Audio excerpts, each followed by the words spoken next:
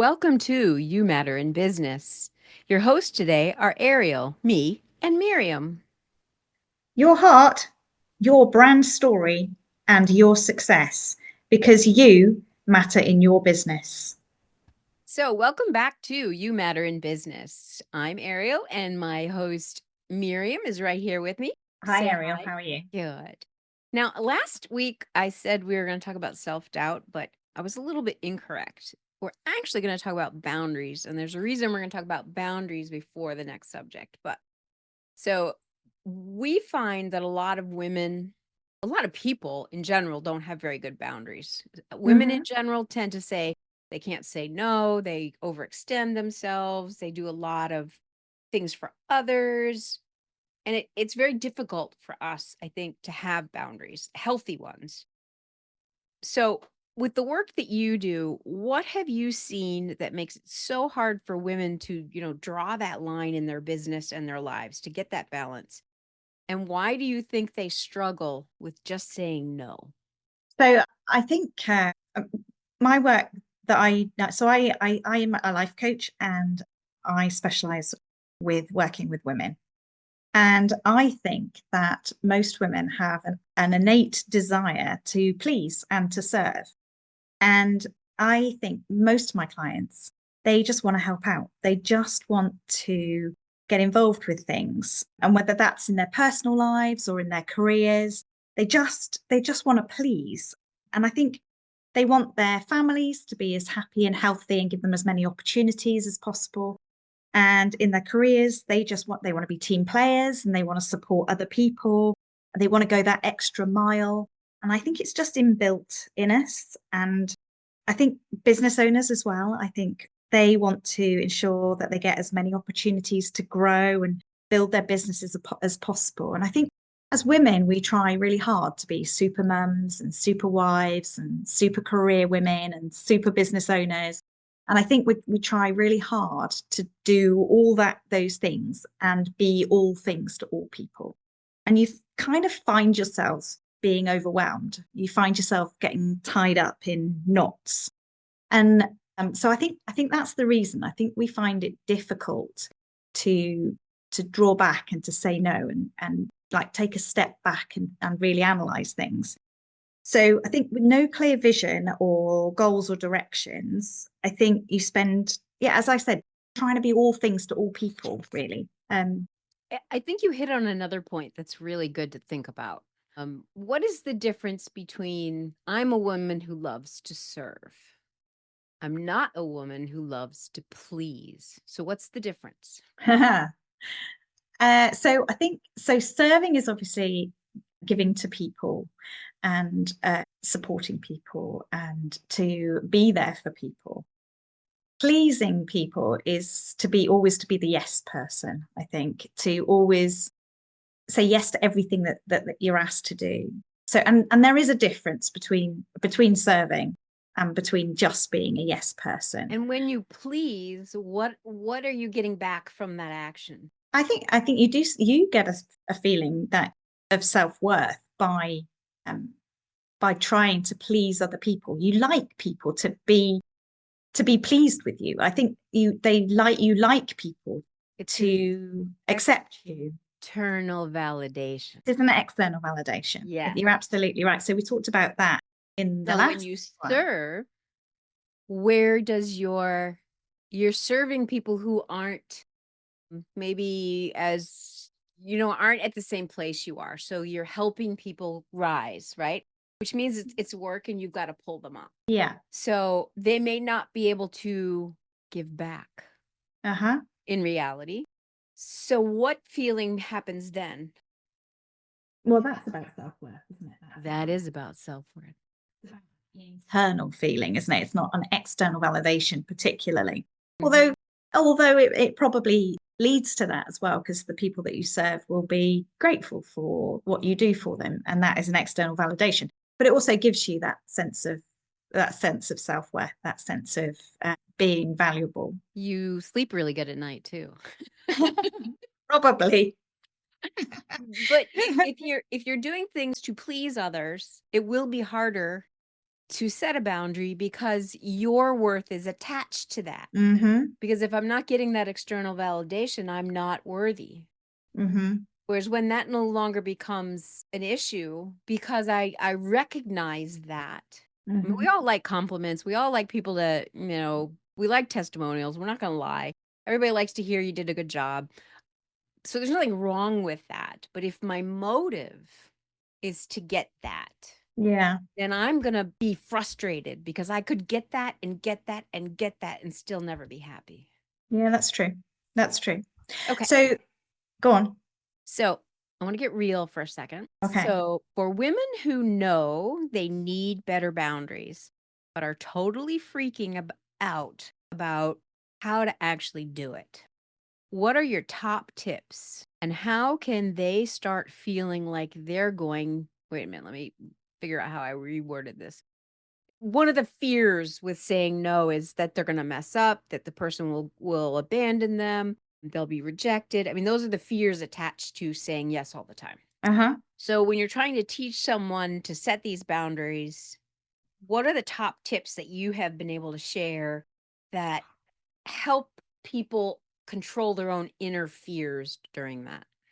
Okay, cool. So I work with the women all the time on this, on top tips on how to say no. But actually, what you're not just saying no, you're actually saying yes to self. So where we start, we have to go right back and work out exactly what's most important for my clients. So this is something that everyone could do and should do on a regular basis, because what's important to Ariel of 50 or would be different to Ariel when Ariel was in her teenage years or when she was a new mum. So um, so this is a really valid thing to do on a regular basis throughout your life. Just sit back and work out exactly what's important to you. Now, sometimes it will, and there's never a wrong answer to this because it's you, it's what's important to you. So it might be at this particular point in your life, the most important thing to you are your children, or it might be that it's, career progression, or it might be saving for a house, or it might be, finding a new partner, something like that. So everybody Traveling has the world. traveling. Well, nice. Yes, please. That would be lovely. But everybody has what's most important to them right now in their life. And those are their priorities. And that's what you need to work out. Okay. So then you then set your goals for each one of your priorities. So if it's, saving money for a house, when are you going to, what's your time period? How much do you need to save? How are you going to do it? So set your goals. And if it's about your children, how much time are you going to spend with them? What's most important to you with your children? Is it spending time with them? Is it giving them particular opportunities? What's important about each one of your priorities? And then, so that's your framework on what you can decide what you're going to do. And most importantly, allows you clarity of mind to work out what you can say no to. So if it doesn't align with those priorities, with that framework, if it doesn't align with it, then say no. So you're not actually saying no, just saying no. You're saying yes to yourself. And that fear, you can't mess it up because it's your priorities, it's your goals, it's your framework for success. So you know what you're working towards. And it's you have to allow yourself, you have to give yourself that permission to say no to things that don't align with that. And that's fine. We all have to do that. And it will be different at different points in your life. But right now, those things are the things that you have to say no to. And that's you setting boundaries. Yeah, I have to tell you an interesting story that actually these questions made me think of, which I haven't thought of in years. But in my 20s, I was in a 30-day treatment center for people with eating disorders. Okay. And it was a very interesting experience because one, it takes 30 days to change a habit. Mm-hmm. So it was a very interesting experience because they take you out of your own world and your own, the people in your life aren't even allowed to talk to you for several weeks because they need you to disconnect from possible sources. They don't know what the sources that are causing you to have all these problems, right? So they have to remove them and then they slowly bring them back. But one exercise that I was asked to do, which was kind of funny but crazy, was I was a bulimorexic, if you know what that is. So I had bulimia and I was on borderline anorexic. So um, the two together is a unique combination. But so because of that, they made me literally stuff my clothes with pillows, and I walked around like a huge person all day long. Like a And Michelin man. which is my fear. Your fear is that you're going to get fat, so you don't eat. It's not about what you're eating, it's about what's eating you. That was the actual name of the place. Okay. Because it really was about what was going on inside. It had nothing to do with food. No. Um, but anyway, so I'm in this thing walking around and I can barely move, right? And the guy says, the therapist at the time, he tells the group, there's like probably 4 or 5 people there, to start like pushing me. Now I've got all this weight. I can barely like stabilize myself, right? And they kept doing it. And I'm needless to say, I'm getting super angry. I'm getting frustrated. And he says, "What do you need to do?" And I didn't have an answer. I did not have a way out. So what happened in that process, he says, "What do you need?" And I said, "Help." And he said, "Exactly. Now tell them that." So I told them, "Stop. I need help." And it was like that the shift was now changed. And then for the rest of the week, I had to say no to everybody. Because I wasn't very good at it. Anyway, but the point of that is we're struggling, we're carrying all this weight, we're carrying all this emotion, and sometimes it's very simple. It's just taking a mind shift and saying, "You know what? I can't do it all myself, and that's okay. I don't have to be perfect, and that's okay." So just allowing yourself to be a human, which is an imperfect, we screw up. That's why we have the word sorry in our vocabulary. I mean, it just is what it is. We have that mercy with our children when they're 3 and 4. Mm-hmm. We're kind when they fall and they do something stupid, and I mean, you might discipline them and tell them not to do that or whatever, but explain why, all that fun stuff, but you still love them. You put them on your lap 2 minutes later, but we don't do that with ourselves. No. And the other thing we do with children is that that's really important is that we set those boundaries with them and for them and give them that structure that they can work within. And that's really important for children. They really need to know, you can't step over that line because that's the boundary. And they need to And know they can say no. absolutely. And it's not rude. It's, you know what I mean? If the no is the correct answer, then they are allowed to say it. And it's also not selfish. We have to get over this fact that actually saying no to things is not selfish. It doesn't mean to say that we can't be there for somebody that needs us. We can't be there to support a family member or a friend when they're in need. But it does mean that it gives us more capacity to be able to do that. If we stop saying yes to all these things that don't align with our principles, if they don't align with our goals, it allows us to say yes to helping people, being more generous, because we've decluttered our lives and allows us to have that extra spare time for ourselves, for our goals, but also allows us to give to other people if they actually need it.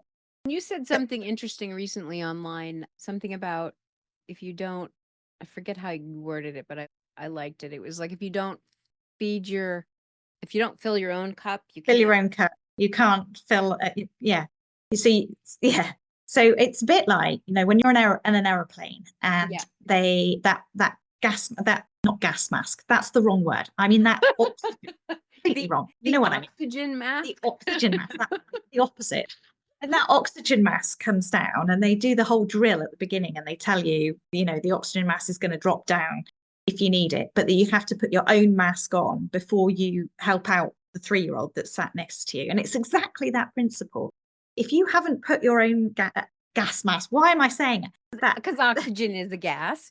You Just a haven't good one, not a bad one. put that oxygen mask on yourself, and you're breathing in that good oxygen and that life-saving oxygen for yourself, you're not going to be able to support that little one next to you that also needs the oxygen mask to go on. So if you're running on empty, if your cup is completely empty, you can't fill other people's cup from it. If you haven't put your oxygen mask on, you can't support anybody else. So that's really important. And I think many of us are still on those committees for things that our children stopped doing years ago. We're still, writing the newsletter for the local HOA that we have never, moved out of that area or whatever. We're still doing things that we don't need to do. And so part of the exercise, working out what's important, is working out, writing a list of things that you do and ticking off the ones that you don't need to do anymore and shed them, declutter them. It's really therapeutic. It's like emptying that drawer of death that you've got in the kitchen that's full that of all everyone has. yeah, everyone's got it. Okay, so Yeah. how does this apply, or how does setting boundaries almost become even more important for working women or business women? How does this translate into that work environment? And So I think again, so we're trying to be super mums, we're trying to be super wives, we're trying to be super business owners, and we're going to be exhausted if we don't set boundaries. But we said we have to set boundaries in our business lives as well. We have to learn to say no to some things. So sometimes we're attracted to clients just because we like to help everybody, but sometimes we can't help everybody. And particularly in a coaching kind of environment, we're encouraged to niche down as small as possible to just help specific people. And if we don't do that, we're trying to sell to everybody, and then we become burnt out, and we then can't give our all to everybody, to our clients.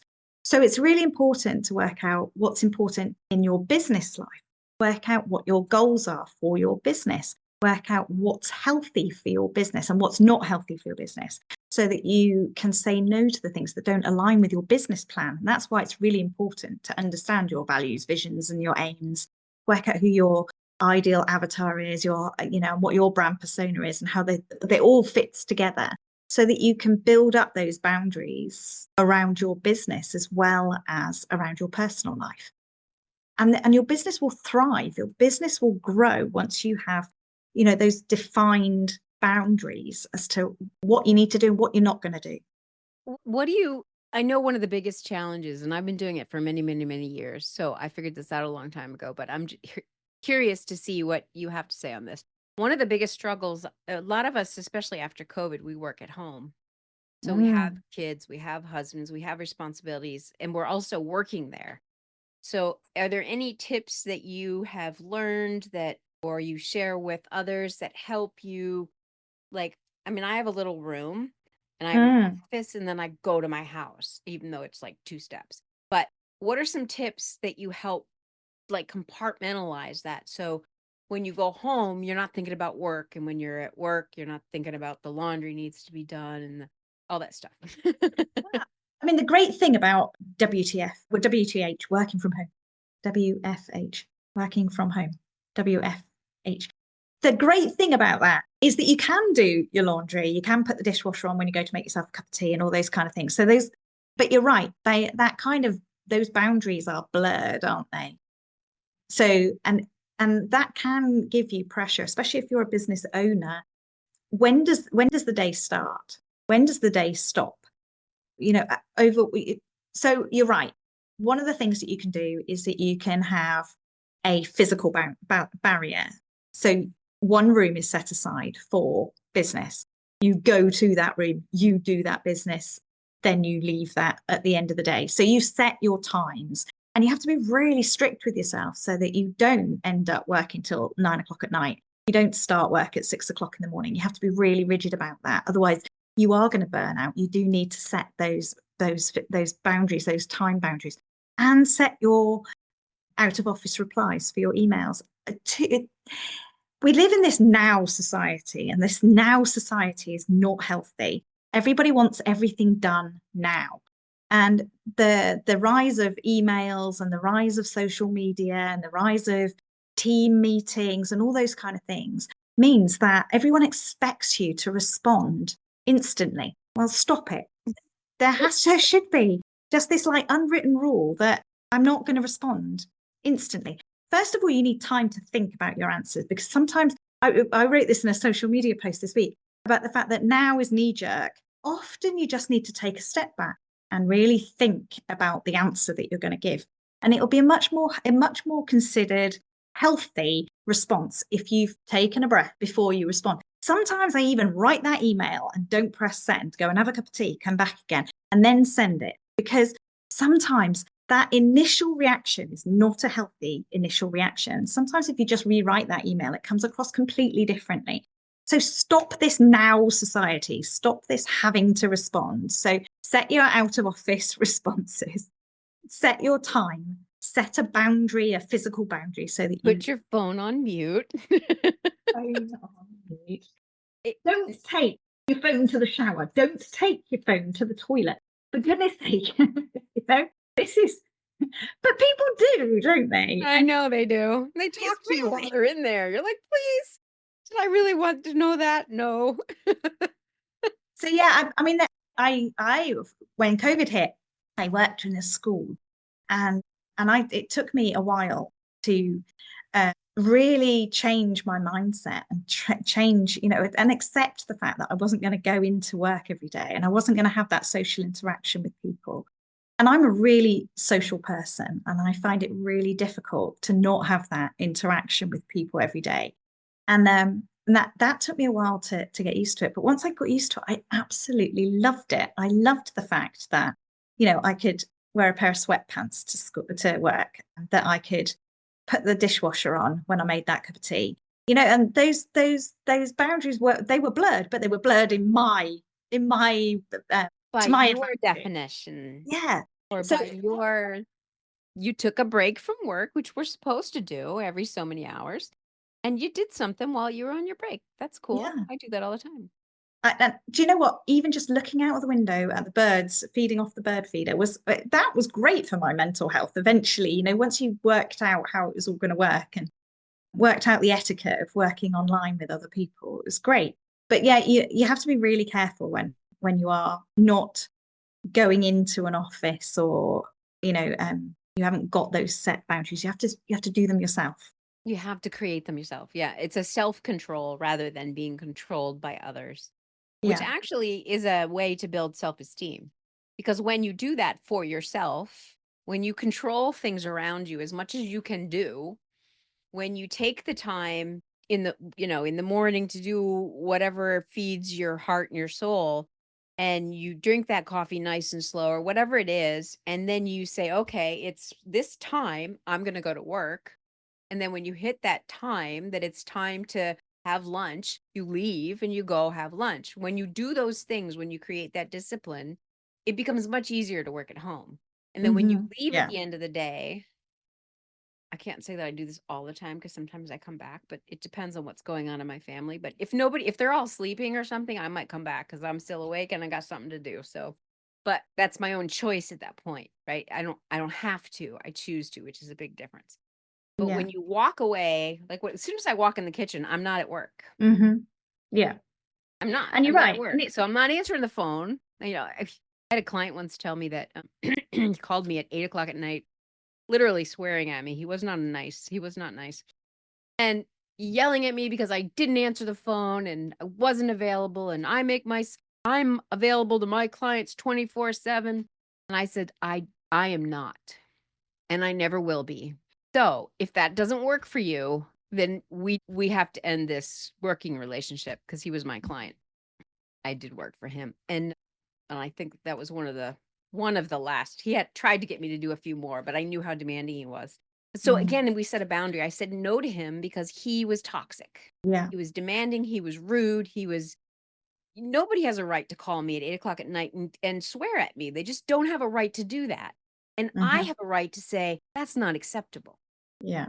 But people respect people who are able to set those boundaries.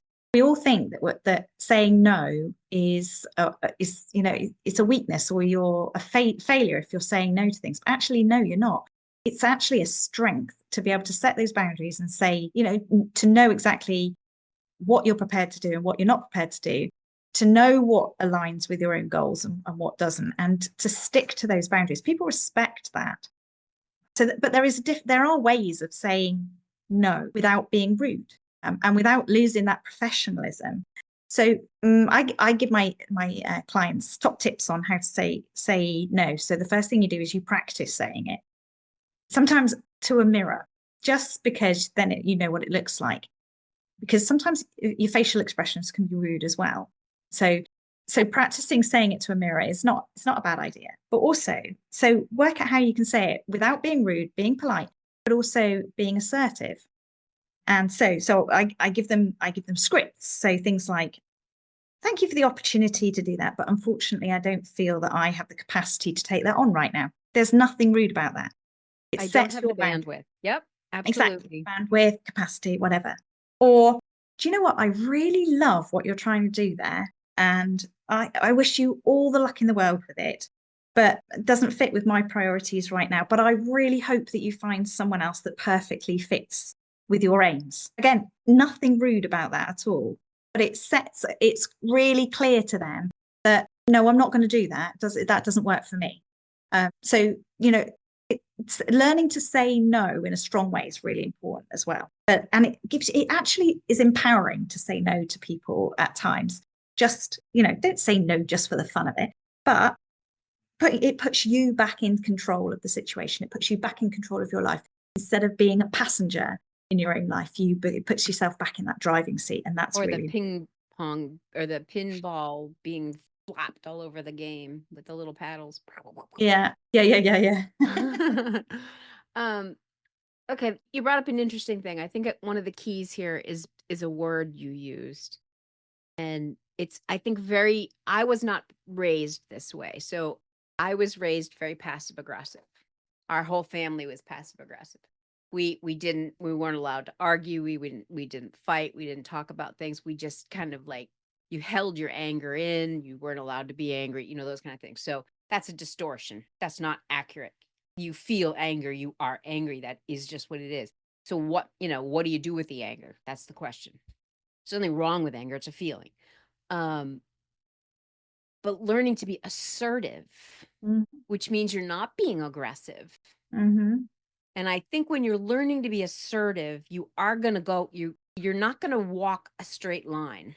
You're going to weave. You're going to go a little bit too aggressive, and then you're going to pull yourself back and become a little too, you're going to weave on that path before Mm-hmm. you can do it much more straight.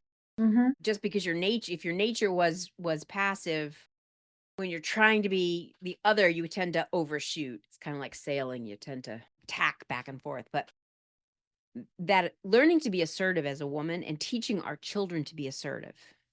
What is the difference between being aggressive and assertive? And passive. What is a passive behavior? If they don't know those things, they won't be able to identify them in others. Mm-hmm. So to me, that assertiveness is really core to boundaries, to healthy Yeah. boundaries. Healthy boundaries. Yeah, Because no, I agree. you're not saying no because I'm in control. You're saying no because that saying yes to that will cause me great pain, or somebody I love great pain. Or I it stops me from focusing on the things that are important to me, or Which will moving cause me towards my pain. goals. Yeah. Yeah. Yeah. So it's a choice of goodness. Okay. If you don't mind, I would love to hear, without mentioning any names or embarrassing anybody, a story. Can you share a moment where someone's lack of boundaries were totally derailing their life?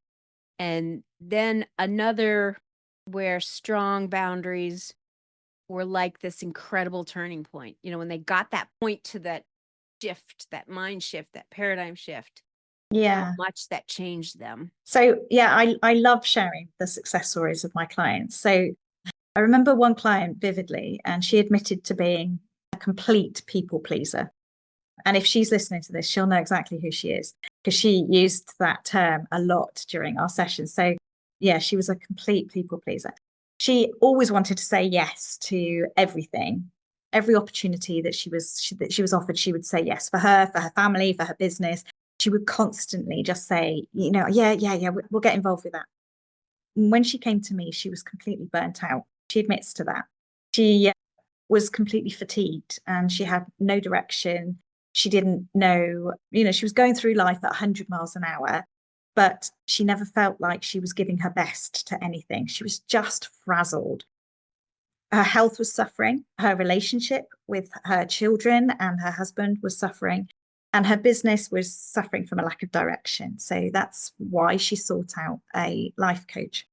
So that was where her lack of boundaries was making her unhappy, unhealthy, and just not being helpful to her at all. Everyone else around her thought she was amazing because she would just do everything constantly, but it just wasn't working for her at all. So the other side to your question, and I'm going to use the same lady because she came to me. We worked on her non-negotiables. So those are the things that are completely set in stone, things that I you like are that. going to do. Non-negotiables. Yep. Yeah, Good. have to have those in your life. Mhm. Your life doesn't work without them. And Yep. I so have them. that is your yeah, good. And we should all have them. Those are the things that's your framework, that's the center, that's the core of your existence. Then we worked out around her what her priorities were for all of those different elements of her life, of her family, for her business, for her relationship, and her health. And then we set goals in each of those areas. So that's then she had a clear understanding of where she could envisage each of those things going, what she wanted for each area, those areas of her life. And she could see clearly what she could say no to. And then that's what we did. We set her off to declutter all those things that she'd been saying yes to, all those commitments that she didn't need, that didn't align with those things that were her non-negotiables, were her priorities. And she gracefully but assertively turned down anything that came along that wasn't in line with those things, that didn't align with her goals. And so a year on, she's thriving. Her family is stronger than ever, and her business is growing and expanding. And she's much happier and much healthier. And when those people do come to her and say, could you do such and such? If it aligns with her, or even if she feels that she's got a little bit of capacity, now she's freed herself up to be able to say, yeah, do you know what? I'm happy to do that for you. And she's set those really, really healthy boundaries. And it's taught how to do it so she can take that forward. That is beautiful. That is beautiful. Because a lot of us aren't taught how to do it. And that's kind of the key, is being taught. If you don't know how to do it, you go to somebody who can teach you how to do it, right? It's Mm-hmm. like learning, it's like education. It's the same thing. If you want to be a scientist, you got to go learn from scientists that were ahead of you, right? So Mm-hmm. it's all about education, and so it's learnable. It's not like you're that way and you're stuck that way. No, A lot absolutely of not. this, you can reframe your mind. You can you can overcome those things that are in your head that are keeping you stuck. Awesome, awesome conversation. And thank you for sharing that. And if your client is listening, we are with you and we are yesing and knowing. Thank you very much. Whoever you are. And we're going to be back again next week. And next week, we're talking about self doubt. So Next week, we apologize talk for about that. self-doubt. Yes, next No, it's week we going to are. be exciting. And don't forget, we have the retreat for you to sign up for. If you want to go to the website, you can learn a little bit more about it. We have the workshop coming up in January. Excuse me, I'm getting a cough. January the 7th, I think that one is. Yeah, But that's yeah, an online free free. Yeah. sign And up, loads. register. That one's really exciting because it's all about value, but there's three women involved in that one that we're going to give our own view of value, and I'm sure there's going to be a lot to learn from that one. So yeah, sign up for that one. I think you can sign up. I think it's a Facebook thing as well. So go on Facebook and see if you can find it. We'll all post our links to that one as well. Yeah, and it's one of those things that, we tried to, because COVID is over, we want to do things in person, but we thought about the cost of venues, the cost of all the other stuff to get local people. That's the easy, that's not necessarily the hard part, but it's how many people can you serve with something that costs, right? Mm. Less than if you do something like the internet is. I mean, I have the internet, you have the internet. Facebook But is, it's a question of location as well, though, isn't it? On the internet, you can serve worldwide. Click a yes, button. I mean, time differences makes an issue, doesn't it? But it can always be recorded. But so yeah, so it's location. We could speak to people all over the world at the same time online, but you can't do that if you do it in person. that's Exciting. true. Good. So we will see you again next week or hear Awesome. you again. See you next episode. After all, it is your brand, your story, and your success. Because Ariel and I know you matter in your business. Thank you for listening to the You Matter in Business podcast. Please follow, share, like, and comment. We would love to hear from you. This podcast is sponsored by Ariel Faith Photography and Enrich Life Coaching. The show notes provide more information on how to contact Ariel and Miriam and any guest speakers who share in our journey together.